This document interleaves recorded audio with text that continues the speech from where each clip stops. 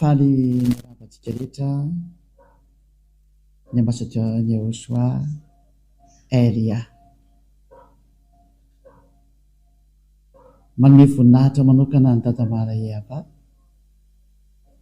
ary manome voninahitra ihany koa any Joshua. Tonga rehetrika eo amin'ny fampianarana vaovao. Ny androantsika dia mitondra ny laharana voalohany ny amin'izao andihana fampianarana izay ho aroso indray orinasa izao tontolo izao. Mirary soatsika etra samy tahino soasady eo ampandenesana izao fampianarana izao ary dia miantso antsika rehetra andao hiaraka anaraka ny teny anaraka ny fampianarana. Ny lohateny moa dia hoe Iavah no ny tenandry anaran'ilay Andriamanitra Abrahama ary ny ankoatran'izay zany dia tsy izy dikan'izay, izay no porofontsika eto indray. Dia matoa koa fa samy faly-dontsika ato an-tokantrano ato hiaraka sy hiaina hijery ny fampianarana ny mamarina ny anarany hoe Dada Iavah, Iavah. Voalohany indrindra aloha zany Andriamanitra Abrahama zany, zany Andriamanitra Abrahama zany dia Hebreo ary izy no niteraka any Ismaël sy Isaka. Andriamanitra io na Elohe eo amin'ny Israelianina, izay ny dikany Andriamanitra zany Elohe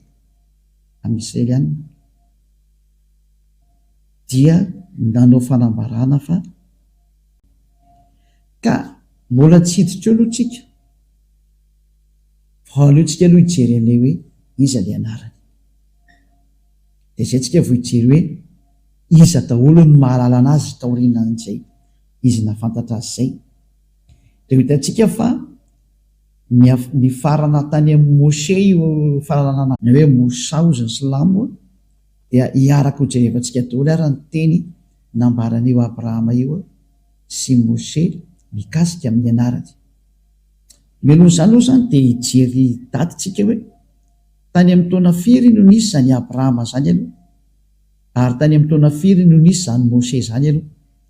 satria nanonona anarana tokoa ry zareo mianaka ireo, satria azo lazaina hoe zafikely lavitra be mihitsy zany Moshe zany, zany hoe mety taranaka any amin'ny fahadimy any ho any angambany io Moshe io. Raha ataontsika hoe maka taona hoe eo amin'ny 100 taona eo zany sala taona tamin'izany dia maty, dia any amin'ny taranaka fahadimy misy an'izany ary Moshe zany taorian'ny Abrahama. Ka ho jerevantsika aloha zany ndaontsika naraka kely tantara hoe tamin'ny taona firy nisian'izany i Abrahama sy Moshe zany, satria izy no niaraka tamin'io Andriamanitra io voalohany ary nanonona ny anaran'io Andriamanitra io mihitsy zareo. Dia aloha jerevantsika hoe tany amin'ny taona firy nisy azy ary ao anatin'ny boky inona no misy amin'izareo. Dia ho jerevantsika hoe ny boky misy azy aloha mazava ho azy fa boky ny Israelianina zay, ary io dia efa tany amin'ny taona moins 2000 tany ho any raha ny exactitude dia eo amin'ny hoe eo moins 1800 eo ngambany izy io. Andao koa no jerevantsika kely araka ny azo kely tsy maintsy mbola jerentsika ataontsika miadana mihitsy.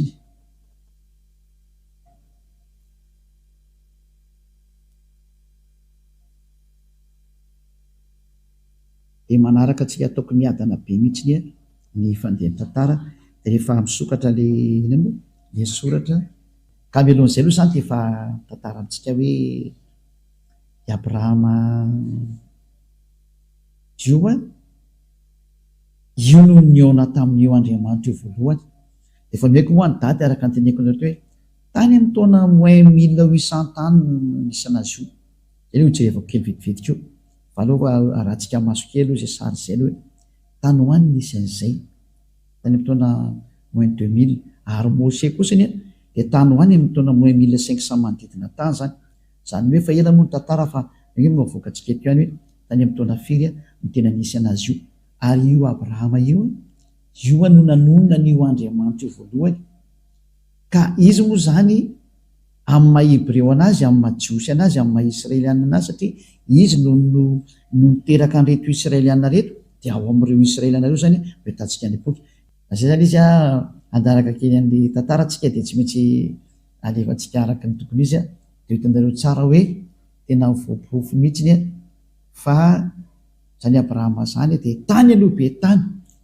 dia Moshe koa tany aloha be tany, ary izy mianakareo niara-ny antson'io Andriamanitra io dia hojerevantsika hoe iza le nantsony, dia hitanareo tsara fa le nantsony izy mianakireo dia le hoe Yahva. Ary tao amin'ny andron'ny Moshe moa dia tena lasa hoe Yahva zay, zany hoe tena mipetraka tsara mihitsy zany le anarana hoe io Yahva io no raha ny Andriamanitra Abrahama io le tsy tia fahotana ary tsy tia mpanao ratsy. Izay le voalazany amin'ny Isia 7:5-12 Isia 7:5-12 hoe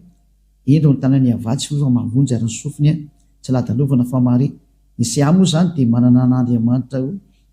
ny Andriamanitra Abrahama ihany ny Andriamanitra Isia, satria mpaminany Israelianina daholo reo. Zany hoe ity resantsika zany dia zareo Israelianina, satria Abrahama dia razamben'ny Israelianina ary reo Israelianina reo no tena niaraka taminy. Jerevantsika daholo izy, zay no mahatonga ny hoe ao amin'ny bokin'ny Israelianina no hitanao tantaran'io Abrahama io, fa tsy any amin'ny boky hafa mihitsy, fa ao amin'ny bokin'ny Israelianina. Samy maniry tia hita daholo sy tia hainy daholo tsika rehetra zao dia aloha jerevantsika hoe iza ny tena anaran'io Andriamanitra Abrahama io dia ho porofontsika mihitsy le izy hoe tena io Yahva io mihitsy ny ve. Izay no porofontsika aloha zany amin'ny androany. Dia tsy misy mahafantatra an'io Andriamanitra io fa tsy Abrahama dia Moshe. I Moshe moa zany natsoina hoe Moïse ho na hoe Moses ozy ny sasany, na hoe Mosa ozy ny Silamo. Dia izy ihany koa nanonona izay anarana izay hoe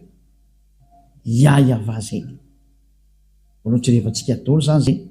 Ka nidirantsika ho Moshe dia tsy maintsy hijery ny taranak'i Abrahama antsika hoe nakaiza ny tenin'io Andriamanitra Abrahama io. Niala avy amin'ny Abrahama izy dia nakaiza dia hitanao fa niala avy amin'ny Abrahama izy dia nakao amin'ny Isaka araka ny teneniny.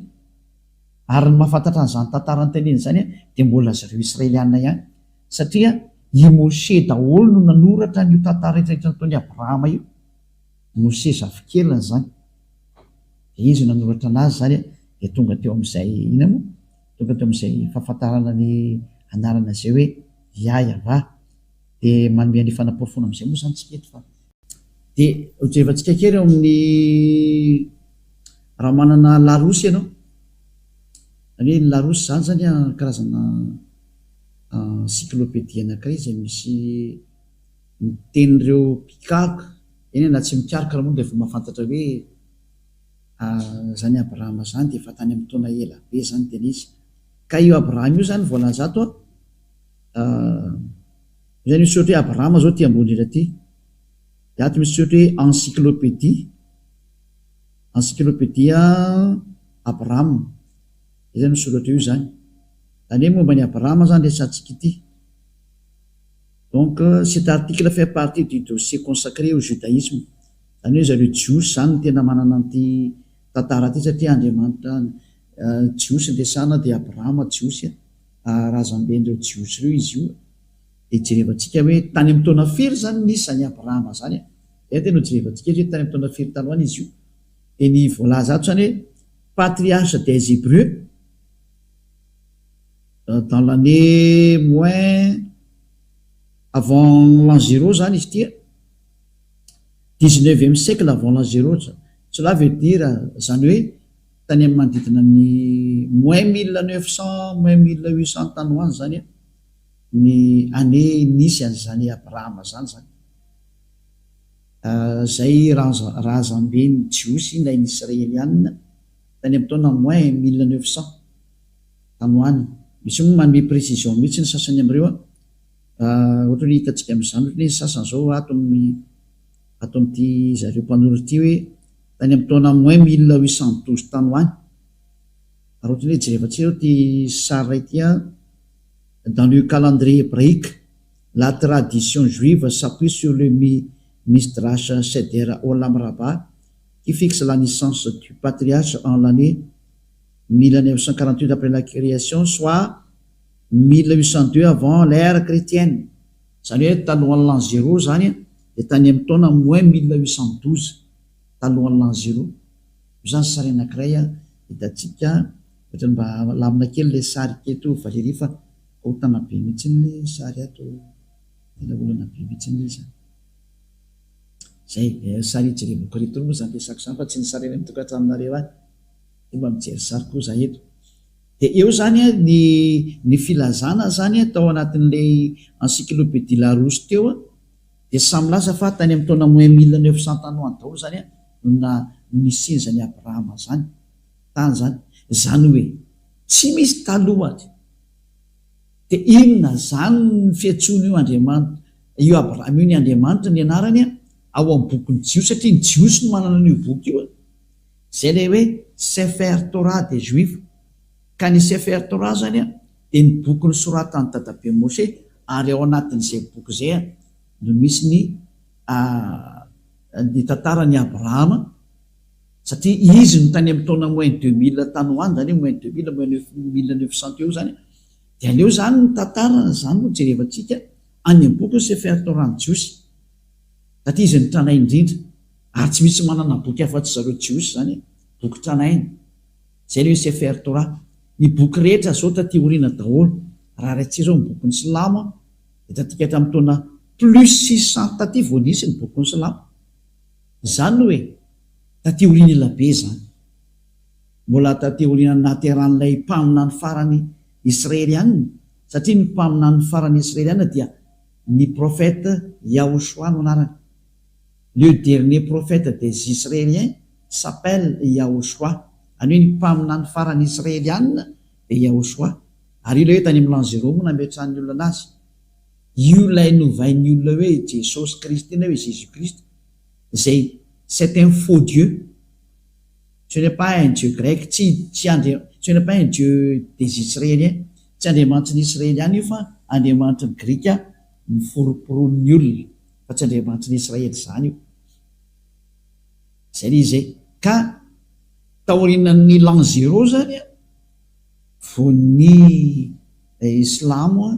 no nanoratra ny bokiny ka noho zany taraiky be le izy tsy maintsy ny zavatra original tany aloha no jerevantsika ny marina zay tany amin'ny taona moins 2000 hitantsika tao anatin'ny rehetra zay nahokaronao io dia amita foana hoe mandritra tany amin'ny taona moins 2000 moins 1900 teo foana na moins 1800 farafa zay manome daty aloha fa ny tenenina zany dia hoe izy no tena tranainy indrindra aza atao tsara mikariko an'izany ndraiky ariko azy ianao fa eto moa zany dia efa misy manome hoe tany amin'ny taona moins 1812 tany hoany le tena hoe mba ngeny tena nikariko zany ka azo atao ny karoka an'io fa tsika tsy dia karoka ny dietriketo fa hoe io ny tranainy indrindra ny malalan'Andriamanitra zany tsisy afaka maly an'izany tsika ary ny manana ny boky tranainy indrindra mitantaran'izany dia mbola dadabe Moshe koa na i Moïse na Mosa i Abrahama moa zany io ny azo lazainy hoe dadabe mifandimby dia nisy andry Moshe taty oriana Moshe moa na hoe Moïse na hoe Moses ozy ny anglisy misy koa ny hoe Mosa ozy ny Silamo dia izy indray dia tany amin'ny taona moins 1500 tany hoany Moshe zany rika antsika jerezay date de naissance Moshe zay antsika approximative indray izy aloha jerevantsika eto indray aloha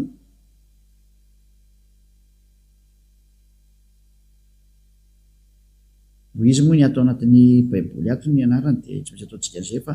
dia anarany hoe Moshe anarana Jiosy zay eto indray tsika zao mahita hoe voanoka mihitsy tsy de zao mihitsy ny teny ato hoe par conséquent Moïse qui selon la Torah io le voanesantsika teo Torah io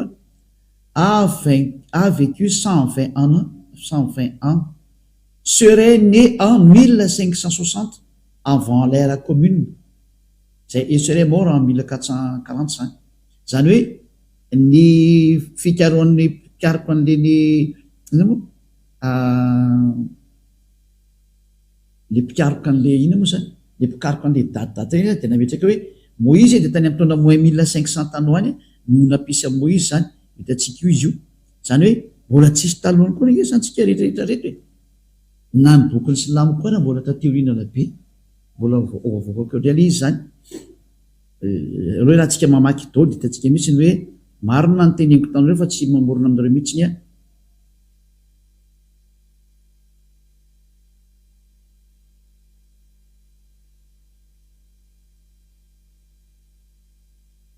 i databe Moïse ndray zany de araka ny volateo tany am'taona moins 1500 tany alohan'ny l'an 0 zany dikan'izay ny tena nisy iny atsika jery toerakafa ndray aloha mbola tsy hidirantsika ty aloha fa jery toerakafa atsika aloha ka ty ato tsy ny tantara ty anakaiky aty fa hijery anakaiky atsy ty le nivovakitsika teo aloha jery hafa tsika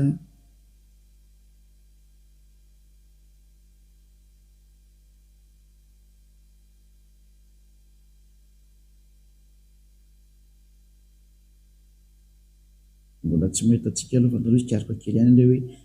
manome-polo fanareo zany hoe tany am'izany daty manodidina zany mihitsy ny daty naterahan'ny Mose zany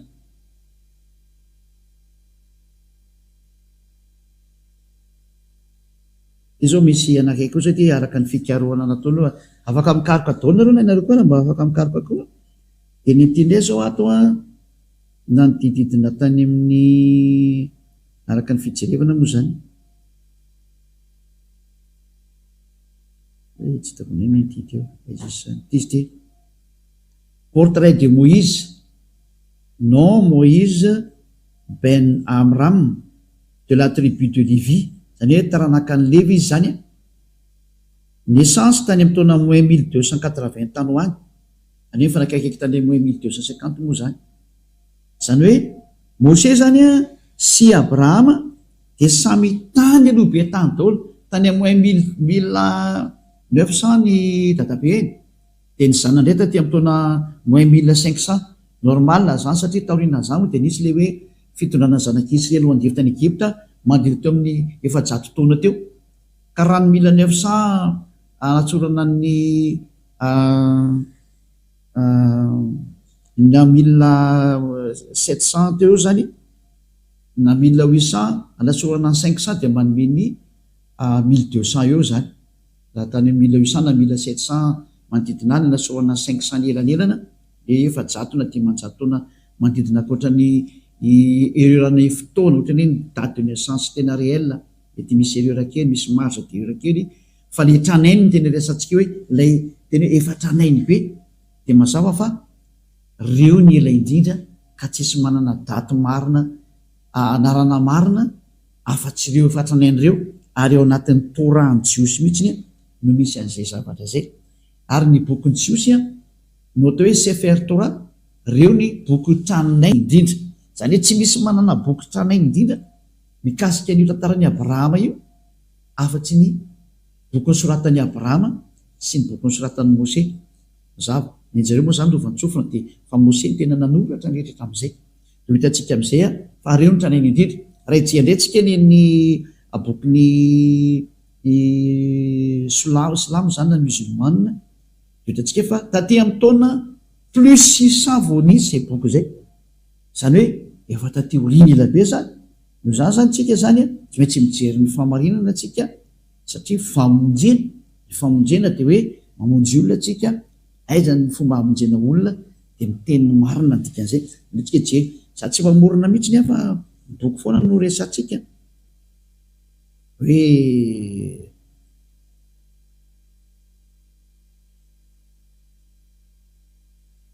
aloha rahatsika kely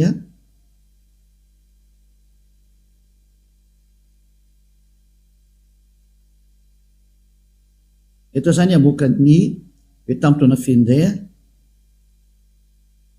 nivoan'ny bokyny Silamo any jerevantsika eto zany de trany dia avoakatsika ery zany ny filazana indray aty tsisy afaka hiteny tsy marina kosa ny teny ty ny boky ary de milasan'zany ny sary rehetra koa miteny an'izay. Il est composé des révélations faites par Dieu au prophète Mahomet par l'intermédiaire de l'archange Gabriel entre plus 612 et 632. Il est l'acte constitutif de l'islam et sa référence absolue. Voilà. Zany eto zany tsika dia mahita mihitsy ny hoe ny bokyny Silamo kosa zany zay noentin'ny prophète Mahomet ozy ny ao amin'ny fivavahana Silamo de manodidina tany amin'ny entre 612 et 632 tany hoany. Zany ny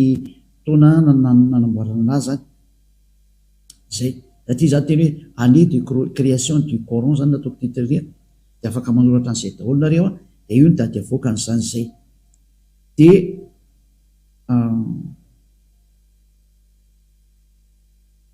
tindray misy mbola fanazavana anankiray quand est sorti le Coran, les plus anciennes versions complètes du Coran dateraient du 9e siècle, 9e siècle. Des fragments très rares pourraient remonter à la fin du 7e siècle ou du début du 8e siècle. Zany hoe tokoa zany de misy milaza indray hoe somary tatika hatramin'ny taona moins 600 taty ho any daholo zany le izy zay ny tena tiantenina zany zay. Ary izy nanoratra ny Coran voalaza ato mihitsiny mazava-peo fa anatin'ny bokinareo any tao zany dia ny voalohany de tary moa zany de ilay mpitarika anazy evakitsika tenareo tany de tony anisan'ny mpanoratra tony de ny kalifa Abu Bakr tany amin'ny taona 1632 1634 reto zany efa ilay mpanoratra taty oriny fa ny création créateur an'le izy de rehefa hitantsika tareo tarikatra hoe ny prophète Mahomet no nanoratra an'izany Coran zany ny bokin'ny Coran zany tamin'ny alalany fanambarana zany mazava azy Gabriel archange anjely Gabriel zany ramizay de tany amin'ny taona 1612 sy misy 1632 tany hoany zany dia mazava ho azy zany fa raha izay sary nresantsika teo zay de ny manana ny tranainy indrindra ny amin'ny teresaka Andriamanitra Abrahama ity satria moa tsy ny Silamo koa miteny hoe Andriamanitra Abrahama ny azy moa teny hoe Ibrahim ny anaran'ny zareo ndray fa Elia miteny hoe Abrahama satria le izy tany amin'ny bokin'ny Jiosina ahitana anazy voalohany de ny Jiosina nona hoe Abrahama de zany hoe le Andriamanitra Abrahama zany de tena i Abrahama mihitsy zay no anaran'izay. Ary satria moa samy miaraka milaza fa samy miteraka ny Ismaël sy Moïse ireo na i Mose izy moa Isaka samy miaraka niteraka ireo de mitovy ihany zany le izy ny dikan'izay sary io satria i Abrahama de niteraka ny Isaka sy Ismaël tokoa de zay mitokontsika hoe miverintsika ny amin'ilay anarana original de le nitenen'ny Mose ary tenen'ny Abrahama de ny Andriamanitra Abrahama sy Mose zany iza eto jerevantsika amin'izay ary any amin'ny Sefer Torah. Ino atao hoe Sefer Torah? Ny bokin'ny Sefer Torah de ny boky tranainy indrindra ny soratan'i Mose zay ny atao hoe Sefer Torah boky soratan'i Mose io ary boky soratan'i Mose io ao anatin'io ny tantaran'ny Abrahama ary atin'io tantaran'i Mose niarahany tamin'ny Andriamanitra sy ny niarahany tamin'ny reto Israelianina reto. Ka raha vao mino Mose anao zany de mino ny Abrahama de tsy maintsy jerevantsika ny tantara original araka amin'ny bokin'ny Jiosy ny Sefer Torah satria io ny écriture tany amin'ny taona moins 1200 moins 1300 tany hoany ohatra zay koa ny Abrahama tany amin'ny taona moins 1800 1700 manodididid tany daholo arakaraka ny daty moa tsy de tsika tsy miadihevitra hoe firy ny exactitude ny daty fa ny jerevantsika iza ny tranainy indrindra fa aka mahatranaina zay de mety efa tsy haintsony tena original hoe tamin'ny taona firy ty fa mijerevantsika de hoe izany tena le livre le plus ancien any izany tena hatrany indrindra fa any no hitantsika ny fahamarinana de mazava zany fa arak'izay nomeko antsika teo de misy refere avizatsika zany amin'ny bokyny jiosy ny Sefer Torah ny jiosy atsika re jerikely ny eto hoe Sefer Torah raha misy ato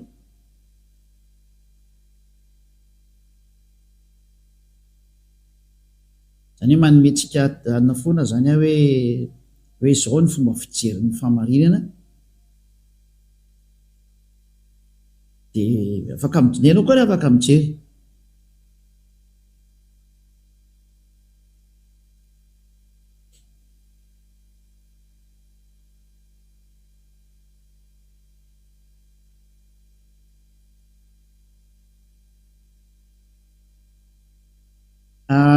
ty ny Wikipédia ny Sefer Torah ty efa tsika ampidirina le Sefer Torah en hébreu livre de Torah ou plus exactement rouleau de Torah en pluriel Sifrei Torah est une copie manuscrite de la Torah ou Pentateuch, le livre le plus saint et révéré du judaïsme. Io zany de milaza mihitsy ny hoe ny Sefer Torah de ny bokyny jiosy lay tena tany aloha tranainy indrindra zany zay ny tena tenena am'izay sary zay zany araka ny voalaza ato zany de ao anatin'eo zany moa ny teny nambaran'ny Moshe livre de Moshe ny atao hoe Pentateuch zany production d'un Sefer Torah io ambany indray selon la loi juive un Sefer Torah ou Sifrei Torah est une copie du texte hébreu des 5 livres de Moïse, c'est le Pentateuch zany zay ka eto zany lay atao Sefer Torah zany de le boky 5 sorata amin'ny Moshe zay le hoe Pentateuch zany mazavazany am'izay ohatsika rehetra zany hoe ny Sefer Torah zany misy ny original ny boky ny sorata amin'ny Moshe le tany amin'ny taona moins 1200 na moins 1300 tany alohan'ny l'an 0 io zany tany indrindra mazava ho azy zany fa raha ijery anarany Andriamanitra Abrahama zany tsika de ijery ny anarany araka ny bokyny Sefer Torah ny jiosy io ary tsika manana to Eliam manana mandao jerevantsika to hoe nanonona an'io anarany tokoa ve Abrahama de anaran'io Andriamanitra io de iza ny anarana nytonon'ny Abrahama satria zareo ny tranainy zany zany hoe zay tateoriana zany mazava ho azy fa tsy azo considerena ny antony raha mahita ny original avy anao tsy le hoe makany ny original automatika nge zany ka rehefa ho any amin'ny original tsika ny anarany Andriamanitra marina original de aloha zay nytonon'ny Abrahama sy Moshe no jerevantsika iza ny tonono zareo araka ny Sefer Torah ny jiosy satria mazava be hoe livre en Torah de sorata Moshe hitantsika io le Pentateuch zany io livre de Moshe io livre de Moïse ny atao hoe Pentateuch zany io misy an'io entre parenthèse mangamanga io livre de Moïse na Pentateuch zany hoe ny Pentateuch zany soratra Moïse zany hoe ny boky 5 Genesis Exodus Numérie Leviticus ary Deutéronomie zay moa zany livre soratany Moshe zany fa misy ny tantaran'ny Abrahama kosany misy ny tenin'ny Abrahama teo amin'ny bokyny Genesis de ndao tsika ry jery ny tenin'ny Abrahama raha ny antsoan'io Andriamanitra io izy de iza le nantsoiny araka ny bokyny jiosy atria de mahay an'izany daholo ny rehetrarehetrany amareko fa zany tsy misy fanaratsiana niza mihitsy zany tandremo fa zany Elia zany de mpamonjy olona ary mpanavitra olona de misitona ny olo hoe andao hitodika any amin'ilay tena Andriamanitra marina mamonjy manala ny fahotana ary tsy tia fahotana satria ny objectif an'io Andriamanitra Abrahama io de manala olona ny fahotana ary mametraka olona rendre quelqu'un parfait zany hoe atao zay atonga olona anankiray ho parfait ary tia Andriamanitra Abrahama tory communauté zay anarana hoe Yahava ho jerevantsika de lasa parfait ny olona miaraka aminy ary ty olona miresaka aminareo ty ny parfait voalohany eto ambonin'ny tany Elia. Raha tsy avy zahay hiantsonareo hoe ndao hiaraka amin'ny Andriamanitra Abrahama zay tena maro io fa zay miaraka aminy hoe tena lasa parfait rehefa avy eo ndao hiaraka aminazy zany. Zay ny anton'izao famonjena zao satria io Andriamanitra io dia parfait. Raha tsy zavy izy miteny hoe za tsy hiaraka amin'ny mpanota, tsy mila olona non parfait izy zany, tsy mila olona tsy tanteraka izy zany, fa ny ilainy dia olona tsy manota intsony. Ary zao Elia mampianatra noho ny fampianarana zao dia mitarika sy mitonanao ho lasa ho tsy mpanota intsony, satria efa be dia be ny tsy mpanota eto ambony tany zay miaraka amin'ny Elia, ary ianao anisan'ny antsoina satria io Andriamanitra ny Abrahama io lazaiko anao tsy tia mpanota zany io, tsy tia mpanota io. Zay no tonga ny mpaminany Esaia amin'ny teny hoe tsy mihaino ny mpanota zany io Andriamanitra io, ary tsy mihaino ny olona tsy tanteraka. Ho resantsika daoly moa zany fa aleo dia tsy kelikely aloha dia ho porofoko aminareo amin'izay olombela rehetrarehetra fa mpanota daholo ny rehetrarehetra reo. Na misy miteny ary any hoe zay tsy mpanota dia mbola mpandainga koa ianao, fa mpanota daholo nareo. Fa ny ateo tsy mpanota dia miantso ny Andriamanitra Abrahama hoe Yahva io. Daholo zay rehefa tsika raha ny tenin'ny Mose mikasika ny dadabe Abrahama zany vaketsika aloha amin'ny teny gasy, lasa le teny gasy teo aloha amerina kely karoka an'izy teo.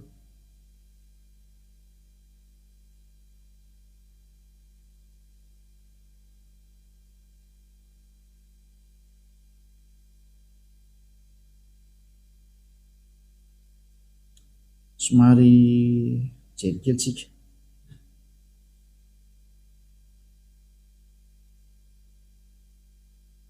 Genesis zao 12:8 ataoko amin'ny teny gasy dia avy eo avadiko amin'ny teny Hebreo. Genesis 12:8 zao ny vakitsika voalohany. Genesis 12:8. Ary nifindra ny ala teo izy hankany amin'ny tendrombohitra atsinanan'ny Betela, ka nanorina ny lainy teo anelanelan'ny Betela tao andrefany Siai tao atsinanana, dia nanorina na altara teo koa ho an'ny Yahva izy, ka niantso ny anarany Yahva. Tsy izy io fa i Abrahama io resahany teo niantso ny anarany Yahva i Abrahama zany. Ray zay. Genesis 13:4. Genesis 13:4. Dia tao amin'ny tany izay nisy ilay altara nataony tamin'ny voalohany izy, ary dia niantso ny anarany Yahva teo Abrahama. Ny Abrahama zany dia niantso an'ilay Andriamanitra taminarany hoe Yahva. Dao tsika ry hijery an'io anarany tokoa tsika amin'ny teny jiosy, satria ty zao ohatra ianao teny gasy ange fa sy teny Hebreo. Dao vakitsika ary ny teny jiosy zany. Dia vakitsika ny teny Hebreo amin'ny bokiny Sefer Torah jiosy. Amaky an'ity zany tsika zao.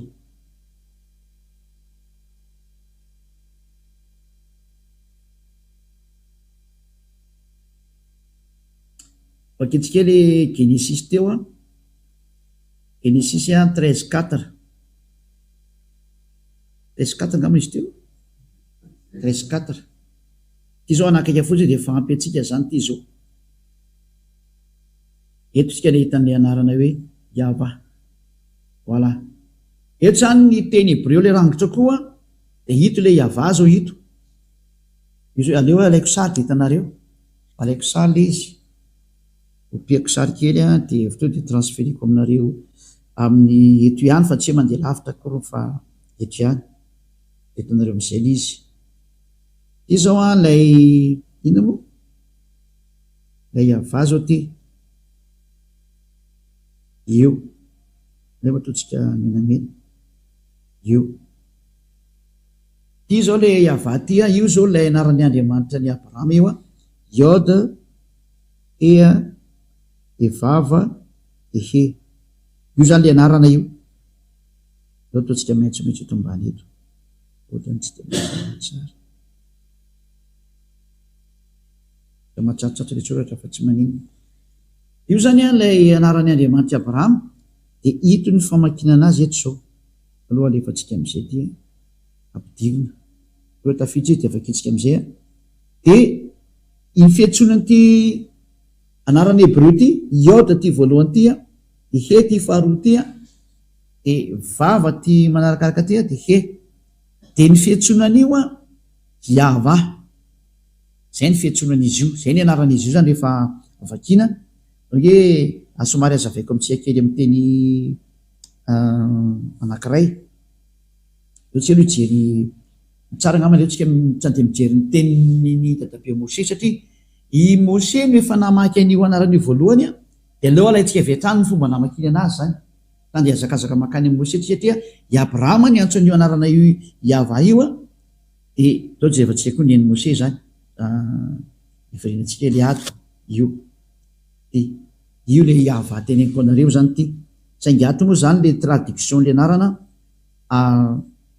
misy miady hevitra be amin'ity anarana ty hoe ina marina tena famaky an'ity satria lay Yava eto zany aveko alaina sary kely nde mandeha de hojerevantsika fomba famaky anazy a de zay mamaky an'le nanomboka anazy nefa ny afaka amin'ny fahotana zay ny zavatra misy zay de ity Yava ty a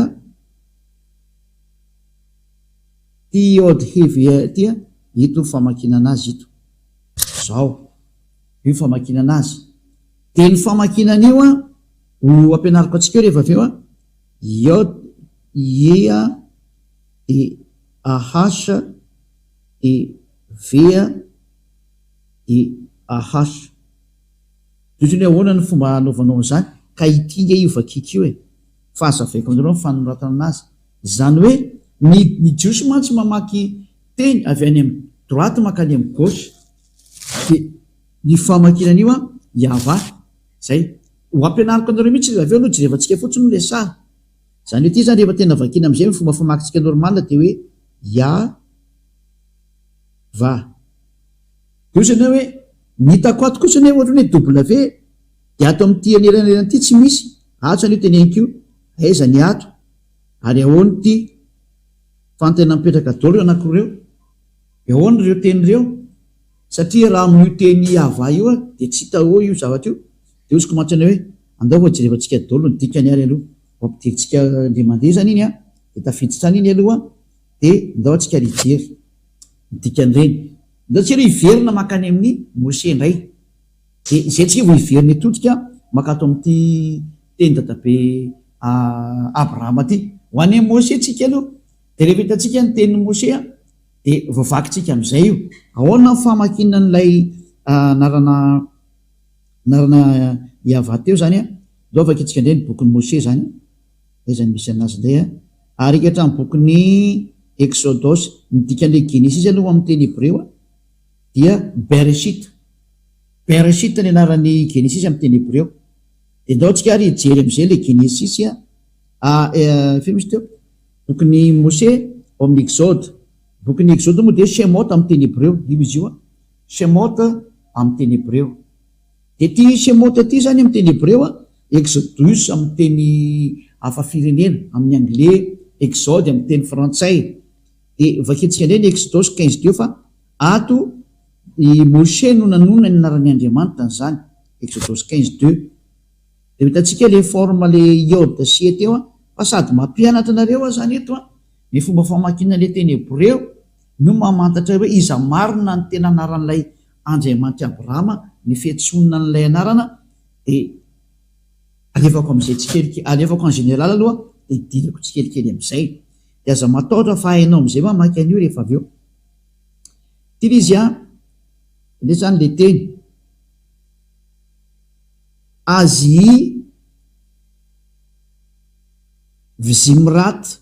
ya ty moa zany ny transliteration am'le izy Azy Vizimrat ya ka ity ya ty zany a no jerevantsika hoe iza ny tondrony ty ya ty fa ty ya ty zany ny anaran'ny Andriamanitra Abrahama satria io nomeny voninahitra zany ty ny antsony ty ya ty a ty le nantsony Abrahama zany ty tandemeko atsika eto le nitsony zany a ty le nantsony a de inona famaky an'ity ty le forme hitatsika teo zao tsika trasy kely izy a fa ty tsika manomboka mamaky teny a de mahazavabe aminareo am'izay izy rehefa avy eo ty le anaran'le Andriamanitra Abrahama zany io iode se de inona famakiny an'io de ny famakiny an'io a ao tsika aloha le efa tsika any a inona famaky an'io a rehefa tsika andro satria tafetsika tazominy io rehefa aveo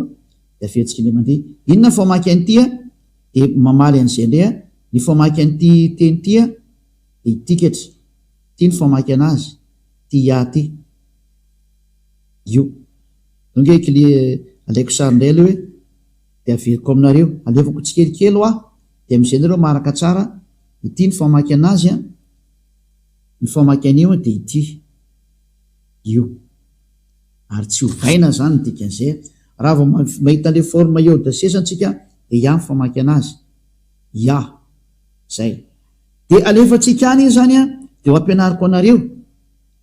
zao ny dikan'iny ataoko amin'ny tablona akaiky satria efa ampianariko any nareo de mampianatra andreo za nahitatsika nyty forme ity de zay vao maky an'le teny anglais rehefa aveo satria mamaky an'le teny anglais tsika rehefa aveo hoe ty ny anarany ty zany misy iode de he de vava de he ohatrany hoe ahoana ny ahafantarako an'io anarany io ka amaky an'izay tsika aveo tena anarany izy io de nahita nefa antsika ity forme ity forme ty hitatsika teo ty forme ty hitatsika ty forme ty fa ity forme ty de vakina hoe zay hitatsika teo zao vakina hoe ty forme ty zany le vao nyvakitsika teo zay satria tsika nahita ty forme ty hoe iode de he de nyvakina hoe io noho izany zany ny famakina an'ity voalohany ty zany dikan'izay eo avakitsika ty voalohany ty hoe iode sy ty de ty zany vakina hoe zao de alaitsika sarinay ny aloha ho azy nandray antsoratra hoe ny famaky an'io voalohany io satria hitatsika tamin'le forme tao amin'ny dadabe mosy le namaky an'ity forme ty hoe ity forme ty de ny famakina an'ity de mazava zany avetsika fotsiny izy mba tsisy erreur le teny ny famaky an'io atsisy afaka mamaly an'izany ko hitatsika le hoe teo de nyvakiny dadabe mosy hoe le izy de tsy misy olo afaka mamaly an'izany koa tsy marina zany hoe iratsika ny tatogny el izy ary mbola ivelina atsika alaiko sarina iny zany dikan'izay de primitsika any fa vita aloha zany anakiray iny de iny de fa lansany izy iny zay zao lasa iny zay ao andray ny famakina an'le faharoa inona le faharoa kay ty ndray le faharoa ty ny faharoa ty tsandeameko ly de aveo vao mamaky an'le anarana am'izay ty zao aloha ngamba zany de vakitsika is my strength amin'ny teny anglisy io zany hoe ma force and song ary hirahirako zany and his become my salvation ary izy de lasa famonjena his my zany izy no Andriamanitro and I will prepare him an habitation de aranamboatra fitoeranao anazy zany hoe ity ty zany no Andriamanitra ny jiosy no anarana ito moa sao de tena mazava be mihitsy izy eto hoe io ambony io na hoe iode he de io ny Andriamanitra ty ambany ty dikany de Andriamanitra zany izy my zany hoe amin'ny jiosy zany ny Andriamanitra ny jiosy de antsony amin'ny anarany hoe lay iode sy he mazava be zay tsisy edina hevitra tso fa de efa mazava ny teny dadabe mose hoe ny fiantsonan'io de ina ndray ny fiantsoanan'lay anakiroa farany teo zany ao tsika hiverina ndray ary any aloha verina indray tsika am'ilay ato ihany ka ena am'lay anakiroa farany indray tsika zany ito ndray atsika efa nahitan'le forma hoe iode sy saingy ato indray moa nataony hoe yaoe nefa antsika teo vao nahita mihitsiny hoe ato amin'ity transliteration ty de tsy ahoe mihitsy ny vilo hoe navoan'le katolika romane hoe iaveo izy ny katolika romane satria ato amin'ny transliteration dia iava ny fiantsonana azy ato zany alaitsika sary indray la izy de mihitsy indray moa teny hoe iaoa io fa tsy iava zany de vakitsika indray la izy hoe disy koa zany sary zany fa ny famakinan'io afetsika indray mandeha la izy ny famakinan'ity revetsika alaina sary indray mandeha fa voakitika izy teo de zao araka nampianariko anareo azy zao oke izy ataotsika ty zao izy ty zao le soratra zao de ny fandikanan'io zany ity akaiky neto ty any ity voalohany ty fa hitantsika fa iaty efa mivakitsika teo ia ny famaky an'io de ahoana ndray raha ny famakinana ty faharoa farany ty le ato zany ty faritsaty azy moa gauche vers la droite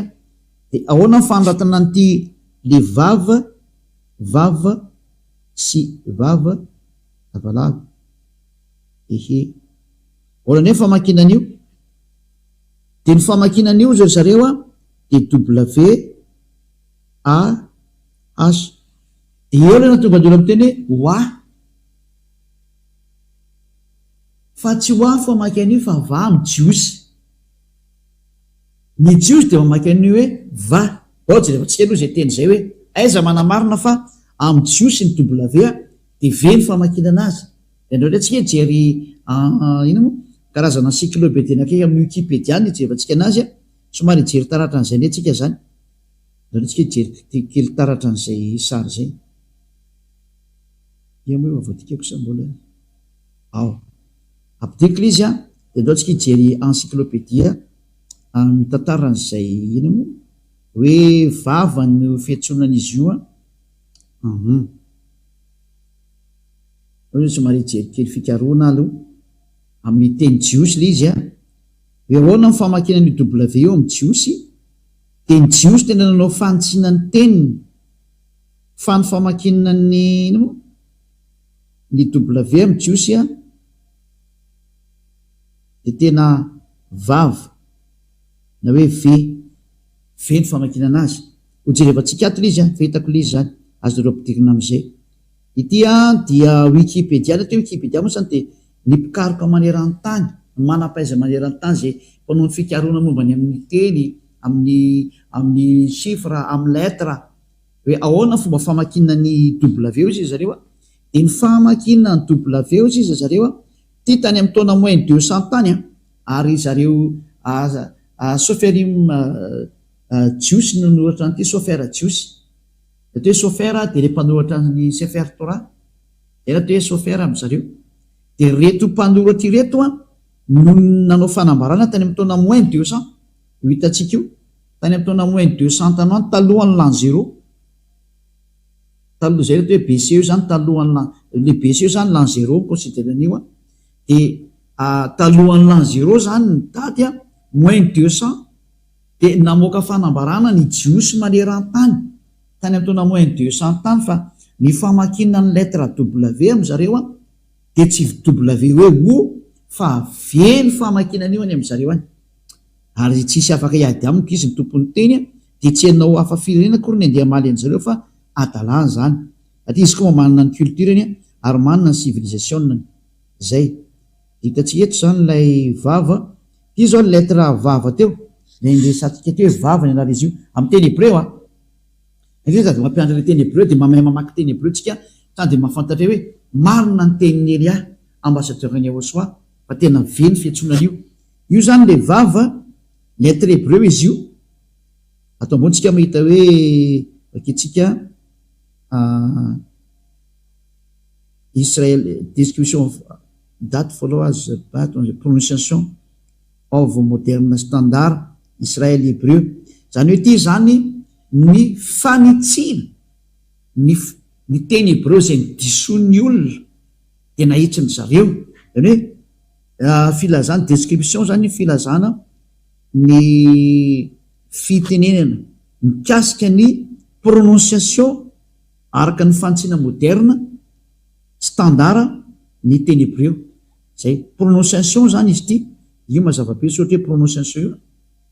raha tsy mety eningitsy anao de fanazaveko tany hoe ny fanononana ny teny hébreu araka ny fanononany hébreu anazy standard mihitsy moa ny filazana azy Israël hébreu io lettre hébreu zany izy ty Israéli hébreu any hoe teny hébreu zany izy ty de nanao fanambarana ny hébreu zany fa tsisy afaka iady aminazy fa izy ny manana ny tenino ay ohatry anao zao malagasy manana fomba fiteninao ianao ka rehefa zareo azy idiranao ny fiteniny mahafantatra ny tokony ataony amin'ny teniny izy ka rehefa izy namoaka ety ny famakinay io dia tsy idiranao lalina zay fa nazy zay ary zay olona nanaraka an'izany fa tsy pitenenany zareo zany a ka nandeha mahitsy a tahaka ny Eliatra dia miteny hoe zao ny famakiana io a dia tsy manoto intsony zay miaraka amin'ny Andriamanitra Abrahama io zay mantsy ny objectif lasa olona tanteraka tsy mety manao ratsy intsony a satria mahafantatra le anarana marina rehefa hainao le anarana marina dia tena tsy manoto intsony ao aorianan'izay eo a le lettre vava dia io le soratra vava hitantsika io a dia io le hitantsika fiteneza vava dia fomba fanoratana fanonana io izy ve azy ny vogue zany hoe ve ny famakeny izy io zany ato mantsy ny prononciation to ambony ato hitanao tsy prononciation approximate western european equivalent zany hoe mitovy amin'le fiteniny européenne ka ny européenne rehefa mety hoe vogue dia vogue ny fiantsony anazy c'est un lettre V donc io zany ny fiantsony lettre vavy amin'ny teny hébreu araka ny nanonany Abrahama sy Moshe anazy dia V ny fiantsony an'le W iny fa tsy WO ohatra ny nataon'ny sasany fa tena V direct mihitsiny a raha izay jery encyclopédie anakaiky indray tsika aloha Wikipédia anankiray satria hitantsika izy fa Wikipédia io a eo ambony io hébreu alphabet wikipedia.org eo ambony io zao hitantsika tsara wikipedia.org zany zay hébreu alphabet dia mazava tsara anao zany fa resaka alphabet tia araka ny alphabet hébreu dia jery indray tsika Wikipédia anankiray indray araka an'izay sary zay a jerevantsika indray ato ambony ato mbola misy Wikipédia anankiray izy ty koa zany tany amin'ny taonina mbola tany amin'ny moins 200 ihany koa ty ary izy ty izy dia navoakan zareo tao anatin'ny système photo cananiana phéniciana ramiana ary hébreu zany hoe ity fanononana ny teny hébreu ty zany a dia aventsika tsara eto alphabet hébreu lay ty a araka ny Wikipédia foana ery ambony hoe wikipedia.org eo amban'le hoe Andriamanitra Abrahama io wikipedia.org any hitantsika io zany hoe teny jiosy zany izy ty dia l'alphabet hébreu zany tena alphabet consonante zany hoe abjad dia ato ambany eto am'izay tsika zany ijery am'izay hoe tany amin'ny taona moins 200 talohan'ny l'an 0 indray ny seny izy io dia hojerevantsika indray ny fanononana azy tamin'izany fotoana zany dia ahoana ny fanononana ny lettre V dia anao jerevantsika ato indray izy a ny fanononana ny lettre V ry zareo a dia ity indray le vavy ty io le vava WAW dia ahoana ny fanoratana anazy ny fanononana anazy io V mivaravara be ny fanononana anazy V dia ndao hoe jerevantsika ato ambony ato hoe phonème ny phonème zany dia son an'le izy mihitsy atao hoe phonème hoe rehefa miantso an'io nom io anao dia ohatrany ahoana ny nom io dia hoe V tena V mihitsy V fa tsy hoe O fa V va zay izay le hoe napetrany ato zany ny phonème an'izy a io V mivaravara be io matoka fahitanao ndraiky io V io zany ny fiantsoanan'le vavy io V a dia io le vava io ny phonème an'izy io zany nany rehefa tononona amin'ny vavasinina eny izy a dia V ny fanoratana azy araka ny Wikipédia zany hoe tsy misy olona mahazo mamaly ntsony fa ny vava tena V mihitsy ny fiantsonana azy ndao ary ivahinantsika amin'izay ary le teny hébreu a nefa jerevantsika tany aloha teo zany ivahinantsika amin'izay ny izy a satria efa nalaintsika sary le izy a dia milohany akatsika sary anazy a dia aleo zany anoratra aloha soratako mihitsy le nampianariko anareo teo dia fafatsika aloha ty a zao dia aventsika vaky soratana amin'izay le izy a dahoarany ty zao a le voalohany iode dia he dia ny famaky an'ity izy ny jiosy a le voalohany ty zany a tia toko eto ambany eto zany ny famaky an'ity a dia ty zany I dia ny famaky an'ity a ahas zay ny famaky an'io tokotsotrora mihitsy izy a donc zany rehefa tambatra le izy a dia tena soratantsika amin'ny normal dia lasa mivadika hoe ya soratantsika eto amin'izany hoe ya zany ny famakinan'io ya zay mazava zay io zany dadabe Mose ny antso an'io de tsy azonao lavina fa rehefa mahita an'io forme io anao zany de ihany fetsony dadabe Mose an'io de tindray tsika ary am'le W aloha ray tsika sary ty aloha de rehefa tsika any iny de efa afaka mijery an'iny nareo rehefa avy eo de rehefa tsika any iny zany io le hafa tafiditra amoaka sary ndray tsika zany lay WAH fa vetika soratana fona aloha izy efa teo mba ho famarinana amin'ny fampianarana nareo petraka tsy hoe iode de hea de vava de he ahoana ny fanonana an'ity de tsika teo nahita tsara fa ny nanonona ny zareo Hébreo an'io de nataony hoe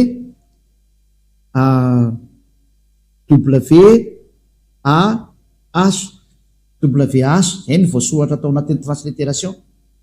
de ny Hébreo nametraka mihitsy ny fanonana an'ity ve ty vo hitatsika teo mihitsy ataotsika maintsomaintso tsara mihitsy ity ozy izy ny famakina an'ity dia v no zany zany rehefa mamaky an'ity zany tsika de lasa hoe v de a de h zany hoe ny famaky an'ity zany dia va ataotsika normal am'zay satria tsika mamaky de gauche vers la droite normal de va zany dikan'izay va atambatsika am'izay arany satria ny famaky an'ity ozy ny Hébreo va de apitsika an'ity am'izay apitsika an'ity am'izay eo anolonany ity nefa ny famakina an'ity ozy zareo Hébreo de atao hoe ya grec ah ya de rehefa atambatsika zany ny ya de ny va de io ny mamoaka hoe izy am'izay no avoakany ataotsika mavomavo ya de voalohany zany le iode c ary va VAH io le yava antonon'ny dadabe Mose yava zay hitatsika zao le fanomana ny 4 lettres hébreu le 4 lettres hébreu zany hoe anarany hébreu zay miteziny anarany Andriamanitra ny Jiosy Abrahama io Andriamanitra Abrahama satria Abrahama nanonona an'io anarany hoe yava io de ny fanonana an'le lettre hoe iode he vava he ozy ny Hébreu de yava ny fanonana an'io de tsy misy hafa firenena mahazo manovany zany satria zareo tompony no miteny an'izay dadabe Abrahama ny antso an'io Mose ny antso an'io de ny anaran'le Andriamanitra manala ny fahotanany Jiosy mahatonga le olona tanteraka ary tsy manota intsony yava no anarany ianao zany rehefa teo afaka ny fahotana tsy anota intsony tsy teo vereny amin'ny fahaverizana mandrakizay de manatona n'io Andriamanitra Abrahama yava io satria sady nantsony Mose nantsony Abrahama am'izay io nantsony izy mianaka ndao tsika hiverina amin'ilay raitsika sarindray ty raha misy maniry ny fampianarana moa de efa raitsika antsoratra iny efa tsika ny any iny zany verina am'zay tsika zany am'le tena soratra Hébreu ndao ary Exodus chapitre 15 verset 3 Exodus chapitre 15 verset 3 zao ndray moko zany ny fandehan'le teny eto zany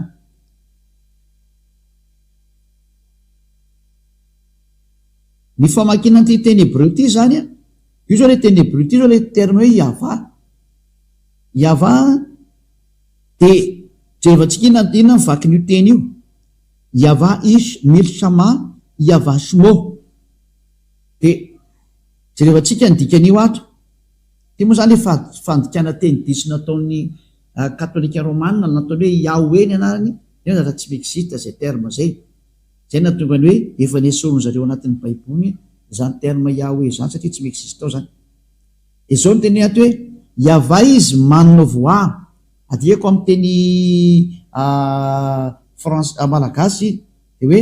yava dia lehilahy ho amin'ny miady mpiady izy zany dikan'izany yava izy his name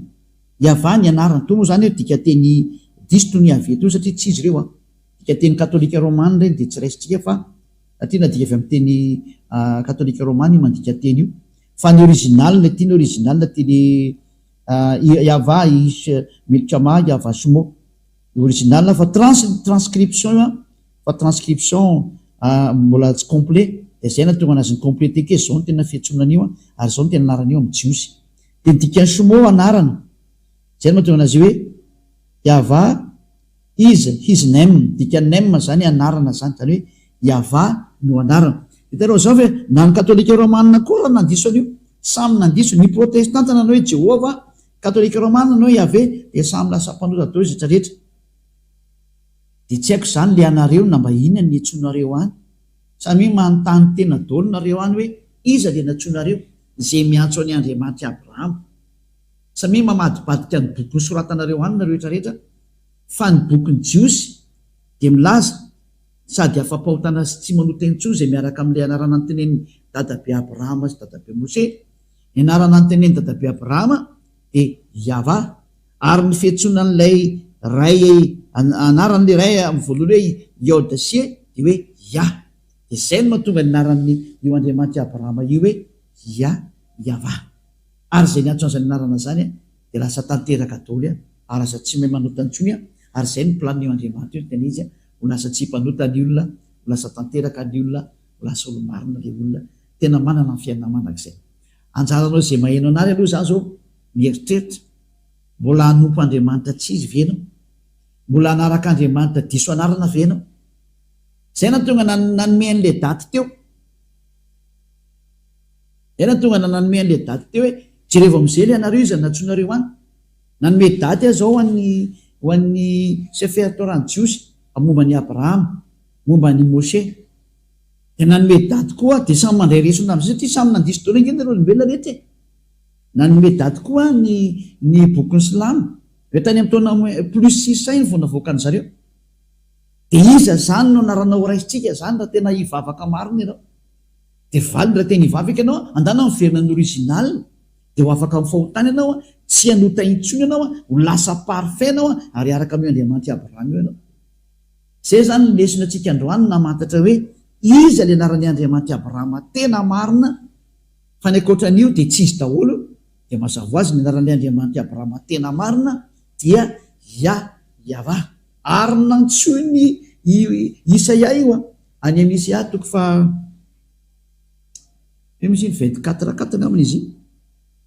Isaia 26:4 mosa 24:4 tsy tadidiko tsara izy. Isaia hoe natsoiny Isaia mpaminany mihitsy izy io. Zao izay vako raha ato izy.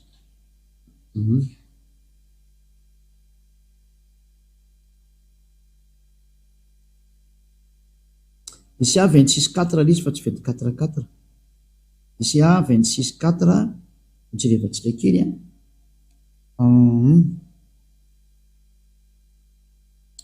boky Isaia toko fa 9:20 dia voateny ato mihitsy araka ny transliteration sy ny phonème zany mazava ho azy miaraka amin'ireo. Isaia 26:4 ao amin'ny bokin'ny Sefer Torah-ny Jiosy. Sefer Torah-ny Jiosy dia vakintsika ity io izy io. Io zany ilay rangotra koa ny Jiosy io io ilay soratra Jiosy io, fa tsika tsy andany andro rehefa misy dikateny to akaiky ito dia aleo tsika mandika an'ilay dikateny. Abitso va Yava adeyad kibia Yava. Io izy io fa mitambatra tsara io Yava. Tena mazava be mihitsy io. Tena ny anaran'ny dada Yava zany dia hoe Yava, ary tena miaraka tsara izy io. Io raha tsika mahita be ny vandravanao hoe araisiko soratra hoe tena ny fiantsonana azy dia tena atao hoe Yava mihitsy izy. Raha tsika nahita teo nao ke jevantsika tsara ilay soratra io tsika hoe Ya zao ty dia ny toyny ty Yava. Ito ilay soratra ito tasikely fa disitsika lo le to alefa amin'izay tia any iny tafiditra any iny dia ty ilay soratra zao tia io tanareo io io zao le Ya ty ambony ty ambony ty zao le Ya io ampovoany io izy io dia midina atao ambony satria droite vers la gauche dia ty le toy ty Yava ty ambany ty io zany le Yava fa tena milahatra tsara mihitsy. Dao alaiko sary dia menanareo dia hitanareo tsara fa dia hoe tsy hitanay izy zany dia ndao metsika hoe tena fiantsonana azy mihitsy ny hoe Yava io. Zay tia ty zao le ia ty io le ia de ty nytoy rehefa avy eo io nytoy ia iava zay de tareo tsara fa tena anarana fiantsona azy mihitsy le hoe ia iava ka zay ny anaran'le Andriamanitra Abrahama ia iava no anarany de matoika zany fa voaraintsika am'izay le hoe ny anaran'ny Andriamanitra Abrahama zay tonony dadabe Mose ary meny Elia teto am'izay ny fanazavana le anarana Jiosy zay tena mahatonga olona parfait ary non pécheur non sinneur ane tsy manota intsony de zany anarana zany no antsoina hoe ia iava Andriamanitra Abrahama io zany rehefa tsy niantso an'izay anao de diso io Andriamanitra anao io niantso Andriamanitra tsy izy ianao ary voafitaka ny teny izy de ifitiavana moa ny Elia miantso atsika sady misitona atsika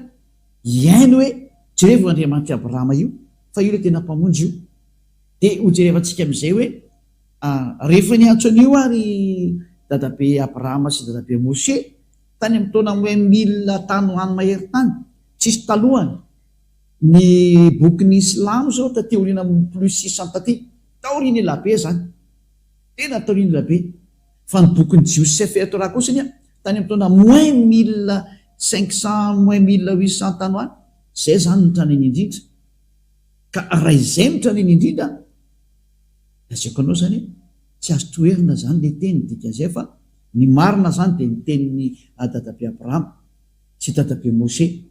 ary niantso an'io Andriamanitra io izy mianaka tamin'ny anarana hoe iava fonjerevantsika teo zao zay ahitantsika teo donc nampikely an'izay teny zay hoe faranako anazy zany am'izay mba afapo tsara mihitsy nareo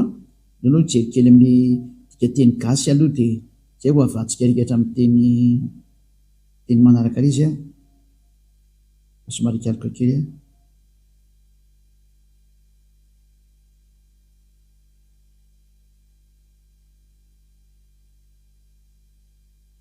atao amin'ny aiza moa zany Genesis 21-23 ok tsika jeren'izay Genesis 21-23 zay Genesis 21-23 na hoe Bereshit moa zany filaza azy atao amin'ny Genesis 21-23 mbola toy n'le teny teo apiko zany le izy Genesis 21-23 de hitatsika ato fa tena niantso anarany Andriamanitra mihitsy izy amin'ny anarana hoe iava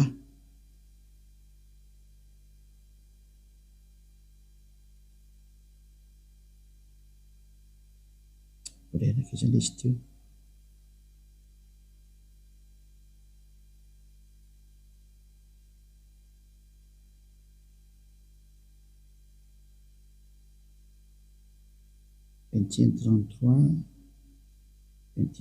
nyjerevantsika fa tsy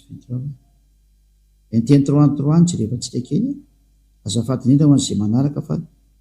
33 le izy fa tsy 23 33 ngaman'izay 33 iaty izy ty tindray le rangotra koa ty de io no anaran'ilay Andriamanitra Abrahama zao io mipetraka io ampovoany io le iode he vava he io le alphabet hébreu iava zany anaran'izy io hitantsika tsara hoe ao amin'ny Genesis 21-33 de mbola miteny mihitsy le Bereshit vahita Eshel biver shava vaikrasham bshem iava Eloham Elolam safady indrindra io le terme hoe iava foana zany hoe i Abrahama zany de tena niantso mihitsy le anarana hoe iava avaketsika ndray amin'ny teny anglisy adivoko aminareo and Abraham planted a grove in Beersheba and called there on the name of Yahweh the everlasting any hoe niantso naran'Andriamanitra rehefa nametraka zavatra atao amin'ny toerana anankiray io zany ataontsika malakilaky ny dika teny satria asalavitra ny teny zany hoe eo zany tsika de mahita mihitsy hoe i Abrahama de tena niantso toko sy andininy telo zao nomeko anareo teo atao amin'ny Genesis 12 de Genesis 13 de tena hoe Genesis 21-33 ny farany hoe tena niantso an'io Andriamanitra io izy tamin'ny anarana hoe Yahweh ny Andriamanitra i Abrahama zany zay tany amin'ny taona -1900 sy Mose tany taona -1200 -1300 tanoany de tsy izy anaran'le Andriamanitra ny fa Yahweh rehefa tsy izay zany de tena diso ianao ary manekena ho diso satria maninona famonjeny ty fitiavana anao vonjena ty tsy resakina fa hoe andao vonjena ny fananao rehefa teo vonjena zany fananao de maiza menao zay rehefa tsy teo vonjena fananao de azarina de vita fa ho an'zay olona mitady famonjena maiza meno ny tenin'ny Elia fa famonjena nataon'ny Elia anavotra anao ijerindratsika manaraka zany hoe de inona ny toy izay satria rehefa ohatra anao zany ka manaraka an'izay tenin'ny Andriamanitra Abrahama zay de nakaiza io Abrahama io no niresaka rehefa avy io Andriamanitra Abrahama io niresaka anakaiza izy io ary aiza ny teny enona farany iza ny tokony enona amin'ny farany zany horesatsika indray zay manomboka amin'ny fampianarana manaraka zay efa tsy hoeninareo mety rapitso mety afaka pitso fa teo zany de fandeha de enotsika indray ny toy ny hoe nakaiza izay dadabe Andriamanitra dadabe Abrahama zay nakaiza iza no mitondra n'izay mbola famarinana zay aiza io Andriamanitra io zany niaraka amin'ny iza io Andriamanitra Abrahama io de atsika moa fa niaraka tamin'ny Mose de ahoana zany ny toyny raha mizao vanantsika zao aiza no ahitana io Andriamanitra Abrahama io de valiny miaraka amin'ny Elia izy am'izao de zay zao toriko aminareo zao fa mandrapatonga ty amiko aty hojerevantsika mihitsy ny famarinana ho alefantsika tsikekely fa tandroatsika zao mahita tsara mihitsy hoe i Abrahama de manana le Andriamanitra ntsona mianarany hoe Yahva ary zay koa Mose Yahva tao Mose moa nafatany hoe Yahva fa atao amin'ny Abrahama mbola Yahva ny etsony anazy fa atao Mose vao nataony hoe Yahva ary ny mpaminany ny antso hoe Yahva zay vao tena mazava tsara zany sary ka mirary soatsika rehetra samotainao soary sambiarafady to hoe fantatsika rehetra maneran-tany aty famonjena maneran-tany zao alefa ny Elia zao mamonjy ny rehetrarehetra na Israeliany ianao na Araba ianao na Anglisy ianao na Vietnamiany ianao na Sinoa ianao na Amerikany ianao na Afrikany ianao ho an'ny rehetra ny famonjena Elia tonga amonjy Elia tonga navitra Elia tonga hitondra ny famonjena ho an'izay maniry ny vonjena ary tsy anaiky tsony ho vonony devoly fa mba ho avitra amin'izay aza matahotra tonga ny famonjena atsika tsy misy tokony atahorana tsony fa velona zany Andriamanitra mahery Yahva zany ary zany ny maniraka ny Elia ankehitriny misolo tena azy mivantana Elia ankehitriny lava ianatona ny dada Yahva ho famonjena ho anao zay ny tenin'ny Elia ary voninahitra ho any dada malay Yahva voninahitra ho any koa an'ilay mpamina ny faran'izay ny rany resatsika mihitsy ny momba ny mpamina ny farany io ary ny mpamina ny faran'izay ny rany io dada malala Yahva io ny anarany dia Yahosoa ahojerevantsika mihitsy ny hoe iza io Yahosoa io tonga any mantsitsika ahoana ny teny nambaran'io dada Yahva io inona ny tenen'io Andriamanitra Abrahama io hojerevantsika de satria ny tanjona ho afaka amin'ny fahotana ary ho tsy manota intsony ary ny olona hitanao mitoreto Elia lay olona tsy manota intsony eto ambony tany ary lay olona tanteraka noho ny amin'ny fiarany amin'ny dada malala Yahva andao hiaraka amin'ny Elia ianao voninahitra ho any dada malala Yahva ary vavakintsika sotrapetsaka dada malala Yahva noho ny amin'ny teny izy nomenao fa ny teny nomenao tena fitiavana ary famonjena mampisainsaina ny olona rehetra eto ambony tany hoe ho aiza ianao Elia mangataka dada malala Yahva aza vela vonony devolontsony ny olona fa ampy zay be zay efa mahatondraona tsipondrony amin'ny elo any zay vonjeo ny olona dada malala Yahva zany ny angatany Elia amina hamonjy ny olona ary hanavitra ny olona ary iaino ny tenin'ilay mpamina ny farany izay mbola ho aza avaiko hatramin'ny tsipiriany mihitsy